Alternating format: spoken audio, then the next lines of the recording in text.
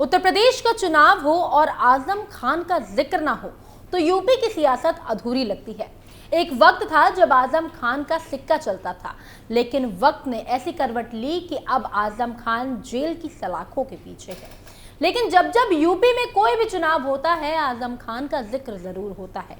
अब जब यूपी में उपचुनाव हुए हैं तो आजम खान परिवार की चर्चाओं ने भी जोर पकड़ लिया है। लेकिन इस बार आजम खान और अखिलेश यादव नहीं बल्कि किसी और की वजह से सुर्खियां बनी हैं। नमस्कार, कैपिटल टीवी की स्पेशल स्टोरी में आपका स्वागत है और मैं हूं आपके साथ प्रियांश मिश्रा।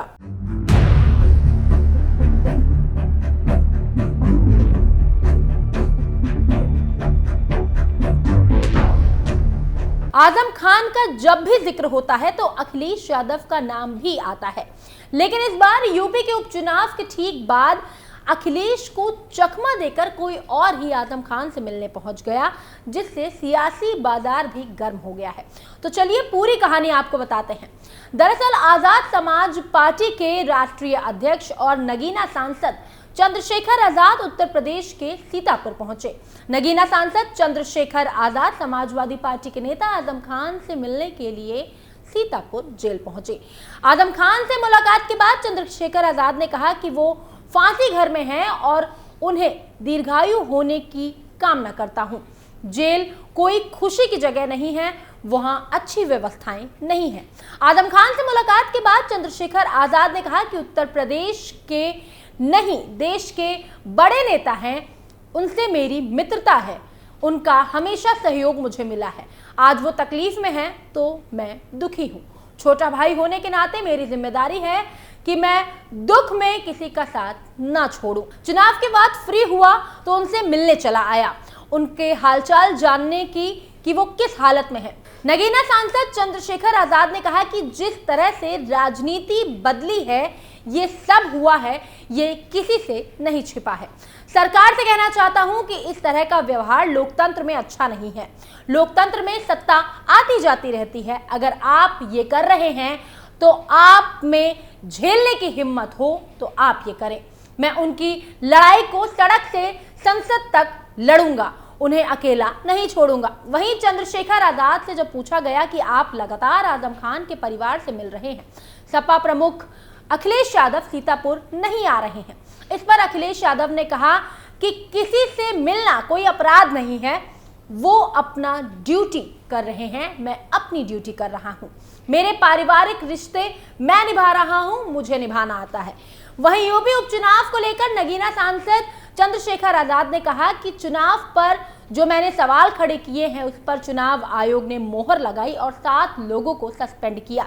उन्हें सस्पेंड इसीलिए किया गया कि वो अपराध कर रहे थे, लोकतंत्र की हत्या कर रहे थे, लोकतंत्र की अस्मिता को लूट रहे थे। आजम खान के घर पहुंचे चंद्रशेखर आजाद। वैसे आपको बता दें कि इससे पहले भी हाल ही में चंद्रशेखर आजाद आजम खान के घर भी पहुंचे थे। दरअसल आजाद समाज पार्टी के राष्ट्रीय अध्यक्ष और नगीना से सांसद चंद्रशेखर आजाद पूर्व सपा विधायक आजम खान परिवार से मिलने रामपुर पहुंचे, जहां उनका स्वागत पूर्व मंत्री के बड़े बेटे आदिब ने किया। इससे पहले भी उन्होंने हरदोई जेल में अब्दुल्ला आजम से मुलाकात की थी, जिसके बाद वो आजम खान के घर पहुंचे, जहां आदिब ने उनका स्वागत किया और चर्चा की। माना यह जा रहा है कि अब्दुल्ला से जेल में मुलाकात के बाद वो अब्दुल्ला का कोई संदेश लेकर सपा नेता के घर पहुंचे थे।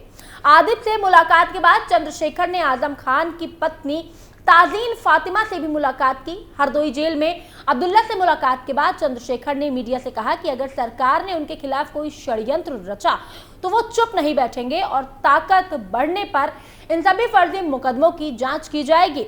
उन अधिकारियों और कर्मचारियों का ध्यान रखा जाएगा जिन्होंने इसमें मदद की है। उन्होंने ये भी कहा कि मैंने सोचा था कि वो जेल में हैं तो परेशान होंगे, लेकिन उनसे मुलाकात हुई तो पता चला कि वो बहुत ही बहादुर आदमी हैं, वो अपनी लड़ाई लड़ रहे हैं। जो हालत है वो किसी से भी छिपी नहीं हुई है। मैंने उनके मुकदमे भी पढ़े हैं, ऑर्डर भी पढ़े हैं, किस तरह उन्हें सजा हुई। चंद्रशेखर से पहले सपा प्रमुख अखिलेश यादव भी आजम खान के घर पहुंचे थे। इस दौरान उनके साथ मुरादाबाद की सांसद रुचि वीरा और रामपुर के सांसद भी मौजूद रहे। दरअसल अखिलेश बीते दिनों मुरादाबाद के कुंदरकी निर्वाचन क्षेत्र में प्रचार के लिए पहुंचे थे, जिसके बाद वो आजम खान के घर भी गए थे। अखिलेश पर साधा निशाना। आजम खान के परिवार से मुलाकात करने के बाद मीडिया से मुखातिब हुए चंद्रशेखर रावण ने कई सवालों के जवाब दिए। उनसे पूछा गया कि जब आप अब्दुल्ला आजम से हरदोई जेल में मिलने गए थे तब अखिलेश यादव को आजम परिवार से मिलने के लिए रामपुर आना पड़ गया।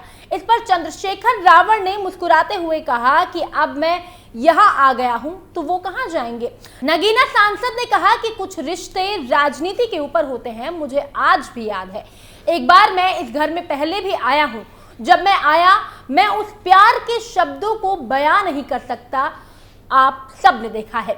उन्होंने कहा कि अपने सिपाही का हाथ पकड़ कर चलता है, वो यहां से लेकर मेरी गाड़ी तक मुझे छोड़ने के लिए गए।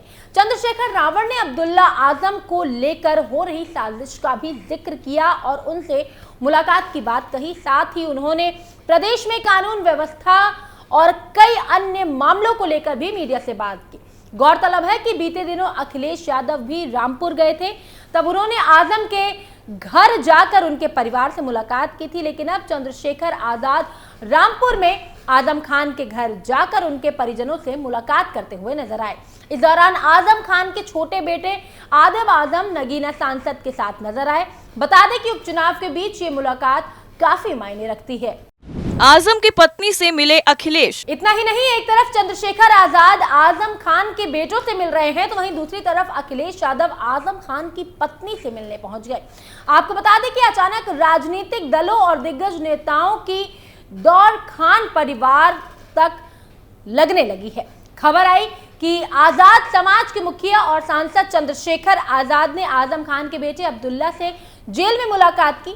चौंकाने वाली खबर एक और ये भी है कि आजम खान की पत्नी तंजीम फातिमा से रामपुर में अखिलेश यादव ने मुलाकात की।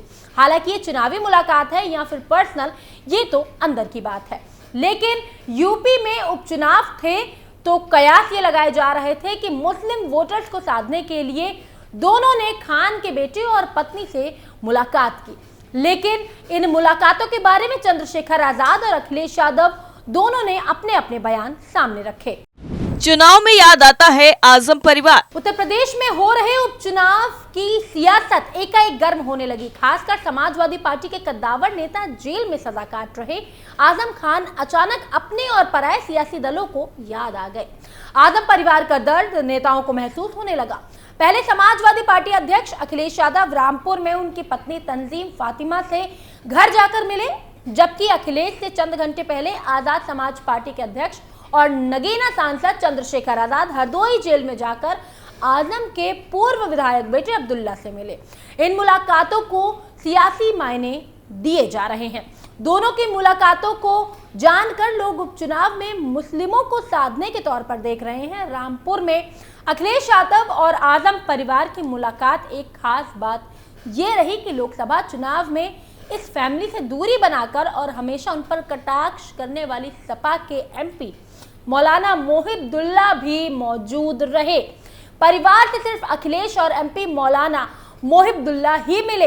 आजम परिवार के करीबियों के मुताबिक आजम खान की पूर्व सांसद पत्नी तंजीमा फातिमा बेटा और बहू अखिलेश से मिले। दोनों पक्षों में लंबी बातें हुई, चाय पर चर्चा हुई, दुख दर्द बांटे गए, साथ देने और रहने के वादे भी किए गए। आजम और अब्दुल्ला के जेल में बिताए जा रहे दिनों के बारे में पता किया गया और बताया गया कि बाहर आकर अखिलेश ने क्या कुछ कहा। आजम खान और उनके परिवार के साथ अन्याय हुआ है। हमें उम्मीद है कि कोर्ट उनके साथ न्याय करेगा। सरकार आने पर जो झूठे केस लगे हैं उनको खत्म किया जाएगा। आजम खान की पत्नी यही चाहती हैं कि उन्हें न्याय मिले। पर कई सारे केस होने के बाद सपा ने कोई एक्शन नहीं लिया। इस पर अखिलेश ने कहा कि भगवान जानता है, सपा जानती है, कोर्ट जानता है कि हम लोगों ने कितनी लड़ाई लड़ी है। हम लोग लगातार लड़ाई लड़ रहे हैं। आपको बता दें कि अब्दुल्ला आजम 22 अक्टूबर 2023 से हरदोई जेल में बंद है। अब्दुल्ला आजम से मुलाकात करने के बाद चंद्रशेखर ने अब्दुल्ला को अपना छोटा भाई बताया। दोनों परिवारों में पुराना संबंध भी बताया और साथ ही कहा कि वे सड़क से लेकर संसद तक आजम खान के परिवार की लड़ाई को लड़ेंगे और उन्हें अकेला नहीं छोड़ेंगे।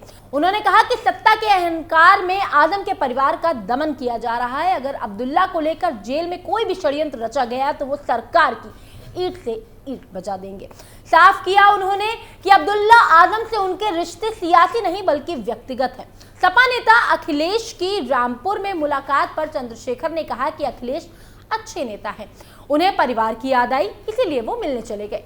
यानी कुल मिलाकर चंद्रशेखर आजाद से लेकर अखिलेश यादव तक इस यूपी उपचुनाव में आजम खान के परिवार से मिलने से खुद को रोक नहीं पाए और एक और सियासी संदेश भी दे गए, जिसका कितना फायदा होता है वो देखना काफी दिलचस्प होगा।